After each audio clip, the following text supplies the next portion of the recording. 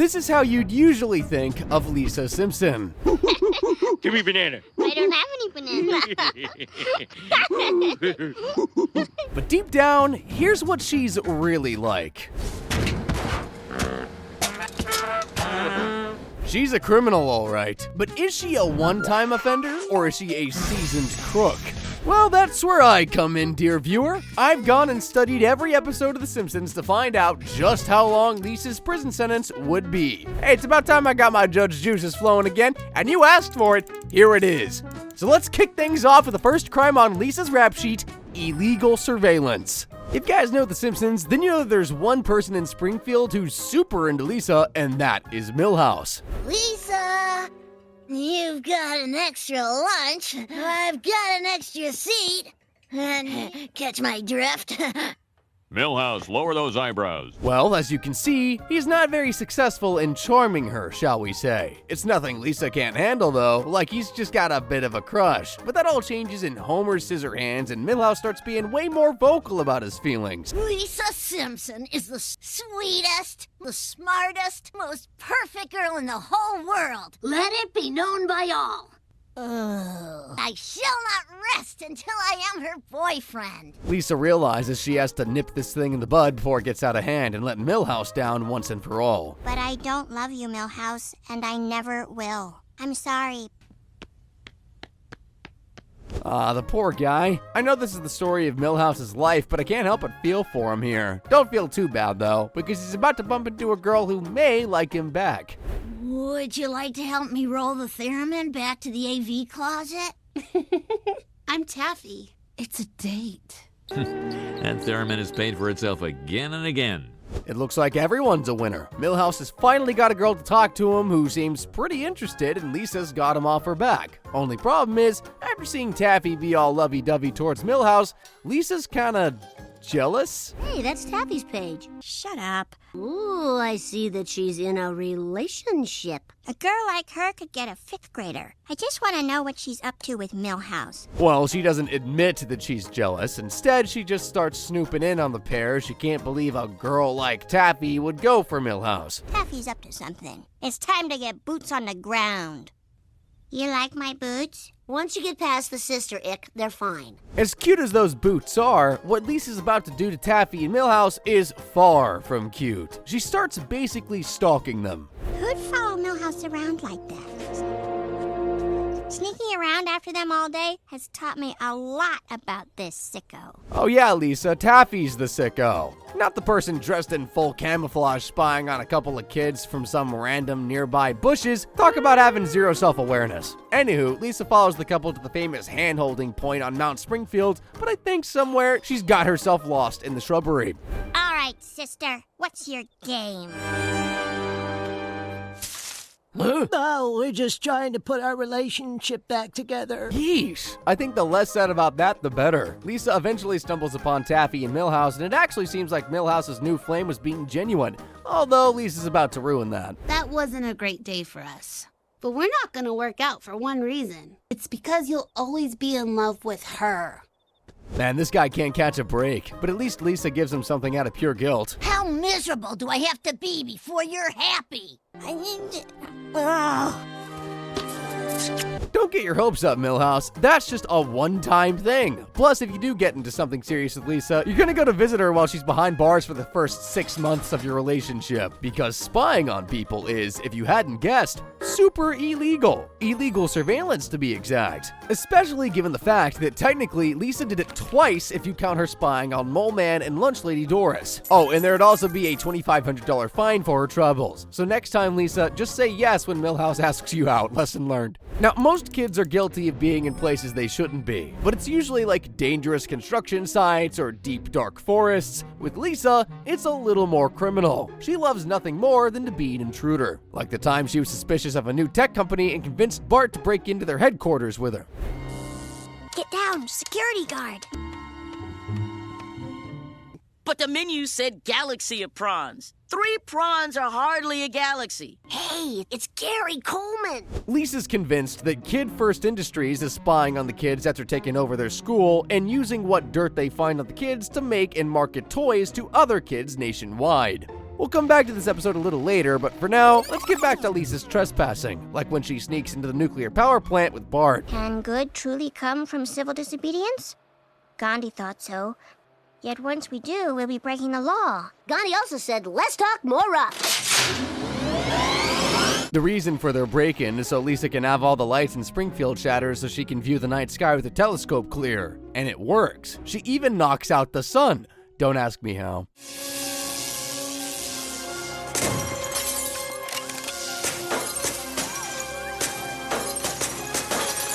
I'd fully be adding that to her list of crimes if Barton hadn't been the one to pull the lever. But don't worry, Lisa doesn't save her trespassing for just big businesses. She also trespasses into her neighbors' houses. Nervous, Lise? I don't blame you. I don't think we should be down here. This is where the Winfields hid their mutated son. Bart! Although she doesn't stick around for long. Let me have them. Bart! That's not funny! A monster. Realistically, the biggest and most dangerous count of trespassing is when Lisa found her way into the nuclear plant, so if we take that into account, and then the smaller instances too, I can't see how Lisa would come away with anything less than 2 years in the slammer for her meddling. Oh, and she'd also most likely be on the end of $4,000 worth of fines as well. You could probably triple that if she acted alone in each scenario. Of all the people in the Simpson family, you guys would surely agree that Lisa is usually the most sensible, right? She's certainly not someone to take risks or gamble.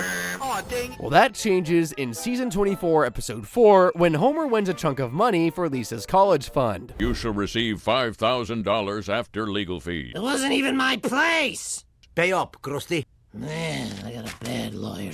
So, what are you gonna do with the money, Homer? Put it in a college fund for Lisa. So, where's the money now? I put it in the bank. When you give the bank your money, they lend it to other people. I saw Sesame Street about it. But, banks are not as safe as they used to be. That settles it. No banks for me. I'll tell you where you should put your money. World of Woe. What the? I'm not gonna gamble with my daughter's future. Keeps it nice and safe where the FDIC can't get its grubby little hands on it. Normal people would win that amount of money and stick it in the bank, but not Homer. He gets brainwashed by Lenny and Carl that banks are bad news, and instead they tell him to stick the cash into a poker site. Invested. Hey, Lisa, check out your college fund. You put my college fund on a poker site? It's a classy operation. To be fair to Homer, he's not gonna gamble with the cash, he's just gonna leave it in the account for safekeeping. But you know who does gamble with the money? Bart. Are you playing poker with my college fund? I'm only down $62. Not counting my tips to the waitresses. Lisa rips the laptop off Bart and bans him from ever using the site, but seeing the fact that Bart lost a little bit of money makes her want to win it back, which is how most problem gambler stories start. 2 queens. Well, maybe I could just win the $62 back. 4 queens! Yes! Yes! Gambling, eh? Okay, Lisa, well done. You got the cash back, so put the laptop down and go and do some calculus or something. Lisa, where's she going?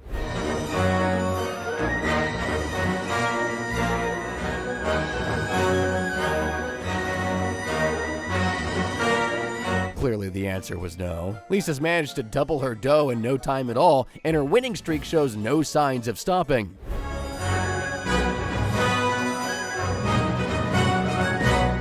What are you doing? Bible trivia. Seriously, Lisa, this is where you need to know when to fold them and walk away, because there's a reason the house always wins. Or in this case, Sideshow Bob. 4 threes?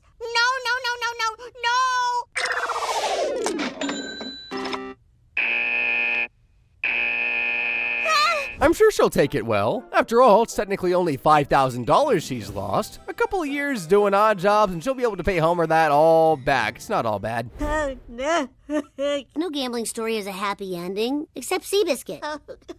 But you never hear about the ruined lives of the people who bet against him. Okay, I may have underestimated things there, but Bart's got a surprise for her. I'm Sideshow Bob. I've been using his avatar to play poker. And I saved your vegetarian bacon. And trash his favorite restaurants on Yelp. Oh my God. You won the pot? Well, not exactly. The website found out the kids were underage gambling, and instead of calling any authorities, they just kept hold of the cash they both won and returned Homer's $5,000. But I'm not gonna let her off the hook that easily. She may have the money back now, but she essentially illegally gambled with stolen cash. Seeing as Lisa is a minor and most states have a gambling age restriction of 21 and over, Lisa's liable for underage gambling, to be precise. So if she was tried in a court of law and her parents were absolved of blame, for some reason, she'd likely be on the end of a 3-year sentence with a fine that amounts to double the amount that was stolen to gamble with. That's a hot $10,000 fine to boot. I guess as the great Kenny Rogers once said, you gotta know when to walk away. If you guys remember a little while ago, I mentioned that we'd be coming back to an episode where Lisa and Bart infiltrated the headquarters of Kid First Industries. Well, after the pair meet with CEOs, they're told that the toy Lisa made in school is gonna be a hit with the kids this Christmas. Funzo is the first doll designed by children. Really? Yeah. But hey, we did screw you a little, so here's a free Funzo. Deal! So to stop her toy becoming the new Furby, especially as it'll line the pockets of people who literally spy on children, Lisa comes up with a brilliant idea to steal all the Funzos in Springfield, with the help of Bart and Homer, of course. So who am I beating up? Nobody. Steal their favorite toy. Thus saving Christmas. She's a little criminal mastermind. To make sure Homer can get in and out without a hitch, Lisa comes up with a brilliant plan of distracting everyone with a classic bit of caroling.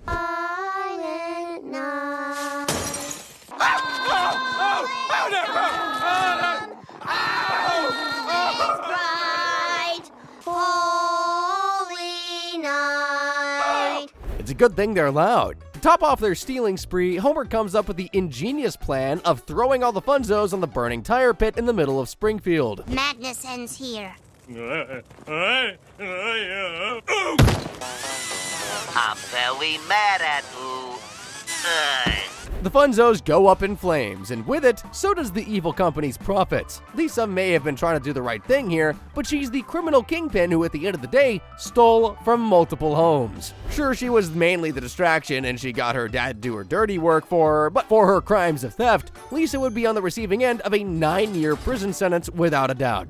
That may even be a bit too lenient, but we're not done there, because there's also the value of each Funzo stolen that needs to be taken into account. There are at least 50 toys that are stolen, all costing around $35 each, which is $1,750 total. But then we gotta look at any potential damages to the houses from the theft. So just to be on the safe side, let's put another blanket $15K onto her fine, taking it to a grand total of $16,750, which is a pretty price to pay for being right. Whoa, Lisa, I thought you were meant to be the good apple of the Simpson family. Well, it doesn't look that way right now, because we're at the halfway mark and you've already racked up 14 years and 6 months behind bars. Oh, and also $33,250 in fines, which is nearly 7 times more than Homer had in your college fund. But believe me, we're only at the tip of the Lisa Simpson iceberg here. What we got coming up will change how you view little Lisa forever. I'm talking about the time the Simpsons family headed for a vacation at a Western-styled ranch, where Lisa met a young fella by the name of Luke Stetson, which is totally not a stereotypical name. I'm Lisa Simpson. Luke Stetson, Junior Wrangler. You're the first person I've met here who cares about our animal equals. You won't want to disappoint that pony over there. She's just aching to show you around. As you can see, Luke is a pretty nice dude, and Lisa starts taking a real shine to him, mainly because he has all the pros of being a cowboy while being caring, kind, and an animal lover. Help me hang these no hunting and free Tibet signs. Like, she starts developing a Millhouse-sized crush on the guy. It's so big that even Marge notices. Gasp like that until I was 18. Things start taking a turn for Lisa when she overhears Luke on the phone talking to someone about the big dance that's later that night. That someone being another girl. And I'll save you the first dance. Love you too, Clara. Clara? I feel like such an idiot. He's got a girlfriend. We've all got to get heartbroken once in our lives, and it looks like Luke's done it to Lisa. So to clear her head, Lisa goes on a pony ride where she meets the girl that Luke was on the phone with. I've known Luke for more than 5 days. Excuse me, is this the way to the Lazy Eye Ranch?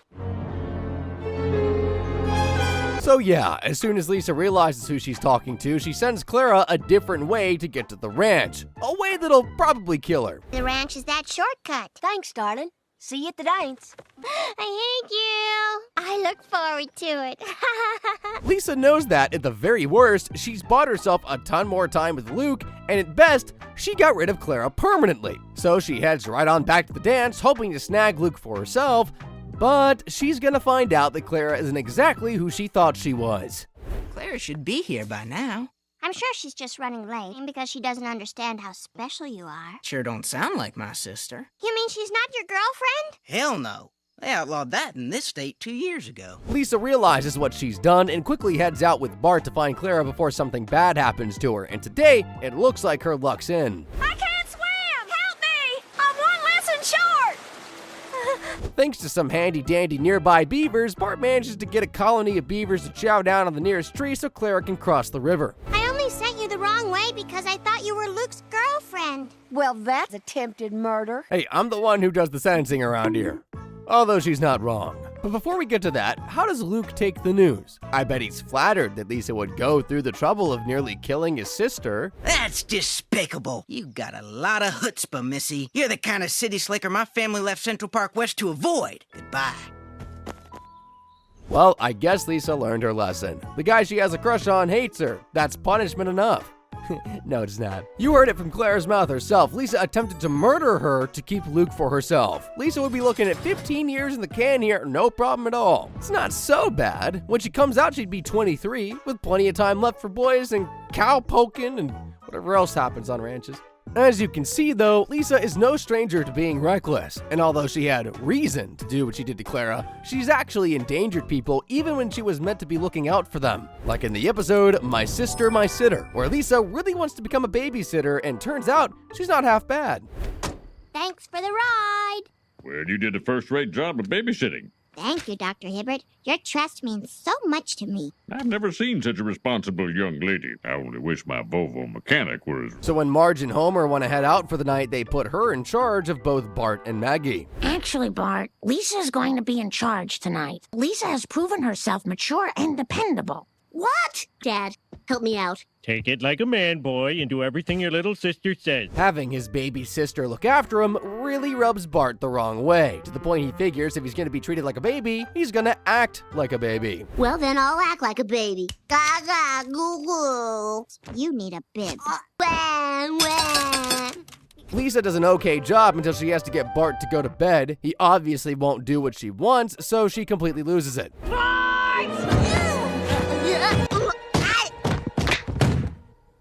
Oh my God. Way to go, Lisa. I'm sure your mom and dad won't find out about you making Bart fall down the stairs and nearly break his neck. Oh wait, they will, because look at him. It's just a bump on my head.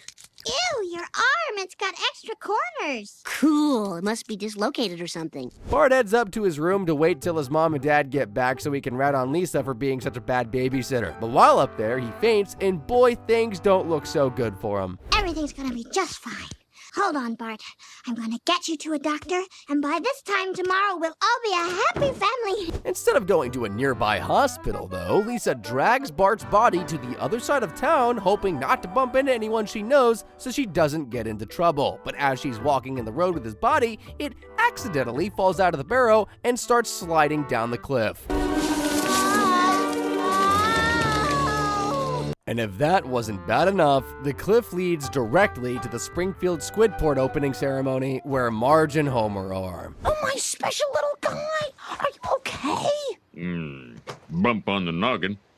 Dislocated shoulder. My diagnosis? Caused by bad babysitting.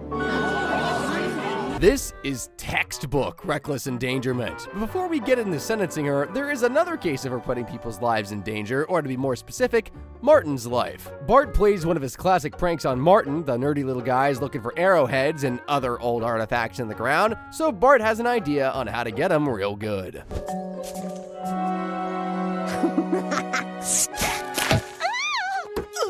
Martin! Oh my God! With Martin hanging on for dear life, Lisa has the bright idea of trying to save him by poking him with a big ol' stick. Come on, wake up!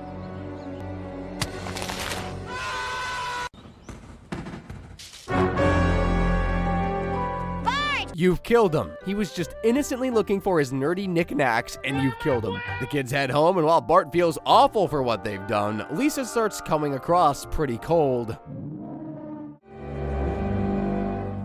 Let's think about this. Ruining our lives won't bring him back. Martin's gone, but it was an accident. Lisa, you're saying we shouldn't tell the truth? Lisa manages to manipulate Bart into not telling anyone. Meanwhile, Nelson, of all people, thinks it's pretty weird how Martin suddenly vanished, and he connects the dots that somehow Lisa and Bart are in on it. He follows them over to Martin's greenhouse and overhears Lisa admit what he knew all along. Do the right thing and come clean. Listen, world, we killed Martin Prince! You almost got away with it, but that's all I needed to hear. Here's where you got sloppy. Oh, man. Shouting out that you did it. I'm too pretty to go to jail. Now, the eagle-eyed among you may realize that I've not got this down as murder for Lisa.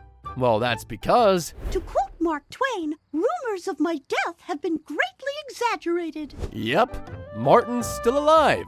And here's how. On that fateful day, these mighty whiteys saved my life. Worn underwear with a wedgy accommodating waistband. Malheureusement, Lisa poking him off a cliff might have killed him any other time, but thanks to those top tidy whiteys, he's 100% fine. However, this is still an open and shut case of reckless endangerment, and even more so is the stuff with babysitting Bart. It seems Lisa has a thing for flinging 10-year-olds off the side of cliffs. For her cliff pushing and poking, Lisa would be on the receiving end of at least 2 15-year stretches inside, which means, yup, that's 30 years behind bars, which is 6 less years than she's been on air for. Good heavens. But the next crime we've got in store for you is so heinous that Lisa Simpson deserves to never see the light of day again. And it comes from the episode The Docile Network. You see, Lisa isn't exactly swimming in friends. Like, aside from the odd girl here and there, or an old jazz musician, Lisa is quite the loner. And seeing as The Simpsons has entered the 21st century, she tries to get some friends by creating her very own social media. Lisa Simpson, because of your selfish desire to be accepted by others, your actions have brought devastation upon this town. Her platform is called Springface, and immediately it starts drawing in all the kids across Springfield to the point they're glued to their phones. I just got invited to make out with Shauna. That went out to 200 guys. See? Oh. And 7 girls. Obviously, the kids are going to be first on the craze, but it's not long before every single person in Springfield is glued to their phones or computers so they can mess around with Springface. I am sitting here, 0 sheets to the wind. This website makes talking drunk to my wife so much safer. The craze soon turns into an addiction, though. Basically, the code and algorithms Lisa used are said to be the most addictive humanly possible. So every waking hour, everyone is checking Springface. Of God shining on your faces. That's how it starts. Uh-oh. Bernice Hibbert keeps liking Bumblebee Man's posts. It gets so out of hand that it starts causing town-wide chaos and in some cases, even death. Date Homer is... Honestly, that's a small snapshot of how bad things get. I mean, take a look at this. And it's all thanks to Lisa Simpson and her app. Hey, did you guys get my picture of the fire? I didn't get it yet. Yeah, I did. Nice grab. Yeah, funny how that works. Somebody call 911! I don't know how to use the phone on my phone. In universe, Lisa faces trial and she's forced to shut down Springface forever.